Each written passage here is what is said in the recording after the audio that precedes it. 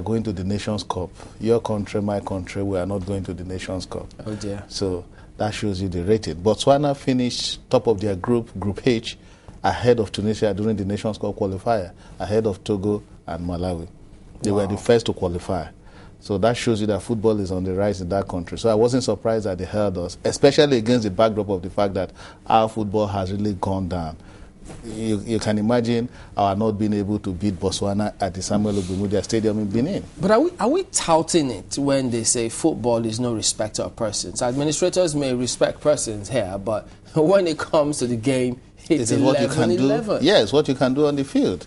And some people said that Eagles played well, they threw away so many begging chances and all that. What counts at the end of the day is the result you get. Botswana, we couldn't beat them in Benin. And that is a pointer to the fact that we are in serious trouble with our football. What about the fact that, well, come on, the coach has just assumed that saddle. So he's got to have that time to do what he wants, to build his team around a certain nucleus, to form the team with the kind of character he wants. And so, expectedly, he couldn't have been going for a result. He'll be thinking about stability, building the kind of team he wants. Even though we heard something like that with Siasia. But shouldn't this one be a little different? This is his first match. First game for Stephen Keshi, not a good one, not a good start by any standard, because one would have thought that these boys, against the backdrop of what happened against Guinea, exonerate Keshi to a large extent because he is new. In fact, he did not even pick this team that faced Botswana because the technical committee headed by Barrister Chris Green had already come up with the list of invited players. In fact, if I were to be in Keshi's shoe, I will allow the technical committee to sit on the bench because they have Christian Chukwu there, they have Ikpeba, they have other ex-internationals. He should have served as an observer as far as the Botswana game and the one against Zambia on Tuesday is concerned. Keshi should have looked at this team from the sidelines and then took over after this friendly because the friendlies had been fixed before he was named, and he was not the one that named this set of players for these games. So to a large extent, you want to exonerate Keshi. But for him now, I think from all indications, if I were to be in Keshi's shoes, I will start from afresh. How do you mean afresh? Because you're still going to call some of the players who are applying their trade with the country at the moment. If I were to be in Keshi's shoes, like I said, and what I mean by starting from afresh is that I will disband the present Super Eagles. Really? Yes, I will. But which country does that? Every other country does that. Disbanding the team it has happened before. Let me tell you, when Westerhoff came here, when he was going to Urgers 90, he went with fresh players from the domestic scene, the likes of Herbert and Ijiku and all that. And at the end of the day, he got result. Yeah, but at that time, our best players were playing on our league. Yes, we still have good players that are playing in our league. We still have good players that are playing even in the villages. This thing has to do with talent. It has to do with commitment. It has to do with the hunger to deliver. The present batch of Super Eagles players, beyond what is happening to us administratively, are not hungry. They want to use the country to climb to the career of their game.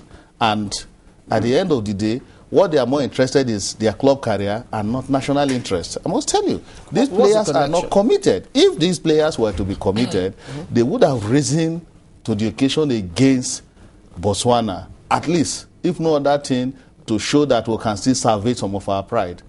But how do they... What did we get at the end of the day? A drab goalless draw against Botswana. So it shows you that what we are parading are not world-class players. Like Amadou Shuaibu said in his time, that these are average players. We can still get the same set of average players from everywhere in Nigeria. So Keshi should look inwards, get into the domestic league, get players that are playing in the country. I'm not saying you discard the foreign-based players, but they must show some level of commitment. Why do you bring a player here and at the end of the day, the player tells you that he has an injury? This same player that tells you that he has an injury, the next day will be playing for his club the moment he gets back to out of this country. So that shows you that these players are not committed. So, and the earlier we get players who are committed, the earlier we get players who are hungry. I thought that the Nigeria Football Federation, for these two friendlies, would have invited more of home-based players. Because it is now time for us to look inwards and begin to build a new team. If you look inwards and you get players who are hungry, players from Enyimba, players from Heartland will beat Botswana, I must tell you. Really? Yes, they will. despite the fact that our club football has gone down, hungry players will take the bull by the horn and beat these countries. And the way it is going, Chamberlain, let me sound a note of warning. If Keshi relies on this same set of players, this same set of Super Eagles players, we will struggle against Rwanda in January or February or so when the Nations Cup qualifiers for 2013 begins. No, but it is clear that this same set of players will lose in Kigali and come home to struggle. Mark my words, this same set of players that couldn't beat Guinea, that couldn't beat Ethiopia, that couldn't beat Madagascar convincingly, will lose in Kigali. And by the time we lose in Kigali, we'll come home and struggle, and this Rwanda will hold us to a draw and will be beaten by to the 2013 Nations Cup. How does it work? This same set of players played, most of them, or if not all, some of them, on the local scene before they moved out of the shores of this country. So, again, the second factor is the age factor. Because if you're going to get players from our local league to form the nucleus of the national team, they'll definitely be younger. Really? Yes. If you look at somebody like our captain, with due respect to him, Joseph Yobo, he has played the best part of his football. This was somebody that was playing for... He has served Nigeria very well, no doubt about that. You give him all the credit. But I get him before it's no property, like they say in local parlance. This was somebody that was playing for Everton when he was at the top of his career. And he has moved to Fenerbahce. And there's no way he can come back to the EPL, for instance. But who can play in his position on the local So many players. There are so many players. You need to give these players... This same question you asked me was the same question we were asking way back in 1990, until Westerhoff took the likes of Herbert and Ijeku to go and play central defense for us in Algiers. So what are we talking about? You mean that in a country of 150 million people, we don't have a replacement for Yobo? This was the thing that made Samson Siasia to fail. Our number one right back man that is talking about Chibuzo Okonkwo was not available. And you were now experimenting with a player who ordinarily does not play from the defense line. And Ifengo Ogude. And the guy was lost. And you want to tell me that from the local league, you cannot get a good right back?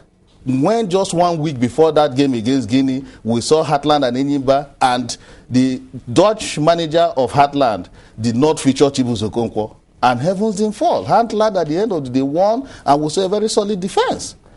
So what are we talking about? There are good players. They are bound. What I'm saying is that Stephen Keshi must start on a on a fresh note.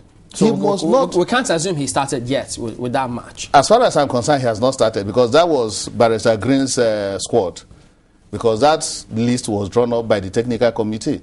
So, but Keshi, if he wants to succeed, must begin afresh. Let him throw the Super Eagles camp open for hungry players to come and fight for share. But you speak about average players. Do we have more than average players we don't, across the world? At the moment, we don't have more than average players. Because come to look at whether it, locally or internationally. Come to look at it, CAF has just come up with a list of 10 nominees for African Footballer of the Year award. Not one Nigerian player made the list. So why then must we break our head to begin to look for players who are playing their club football outside their nation shores? Is it same players that are playing for one or two obscure clubs outside the shores? So we don't have world-class players at the moment. So no player at the moment could come and say that he is indispensable in the national team. The players that we have playing outside the nation shores, we have those who are playing at home that could take their position. And the good thing is that these players that are at home at the moment, if you look at Jude Anike, for instance, the guy that has scored 20 goals for Kaduna United this season, he is good enough to play for the Super Eagles. And if you give him an opportunity, he will excel. And there are so many other younger players that are playing in the domestic scene. All that they are just waiting for is an opportunity to go and prove themselves. So you don't begin to rely on people who do not have that hunger